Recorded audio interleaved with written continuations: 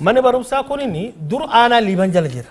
Aanaa fedhe jala jiraatu. Isin godina bulchitanii amma aanaa liban jala jira. Aanaa kana waan jiruu fi aanaa san waan jiruuf sababa jedhan bulchaa godina tokkorraa sababa jedheen kaasu. Sababa doonte hini aanaa liban jala jira manneen gandoota gara magaalaatti dhufan keessaa ganda tokko jechuudha.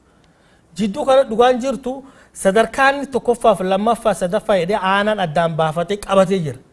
Bara kana jala xumura jedhee qabate. Aanaa kana keessa kana gadiitu jira. Kakaraatanii ka diigame ture ka ummatitti bahee ganaa deebise. Isin maal hojjettu? Dhaquyyuu namni hin danda'u. Dheeraa sana kana dhaquu hin dandeessanii? Kana gadi san namni dhaquyyuu hin danda'u ture. Ka dhaquu dandeettan kana maan furrere? Aanaa liibanii. Lakki isin amma ka dhaquu hin dandeenye hin dhayxan. Akkasiimi ka isin suphitan ka kana gadiitu jira jechuudha. Ka completely diigamee jira. Dhugaa walitti muu barbaade. Diigame jechuun akkamitti? Completely diigamee hin jirre. Akkamiin?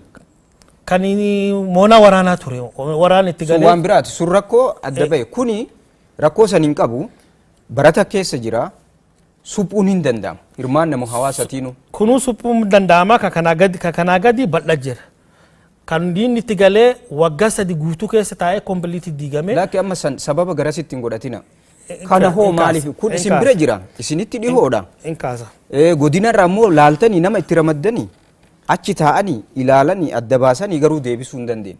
Kanaaf kan sadarkaan isaa sadarkaa tokkoffaa lammaffaa jennee addaan baasinee qabannee dursa bara kana fixuu qabnu jenne isa xumurree jira. Manneen barnootaa kun amma magaalaa keessatti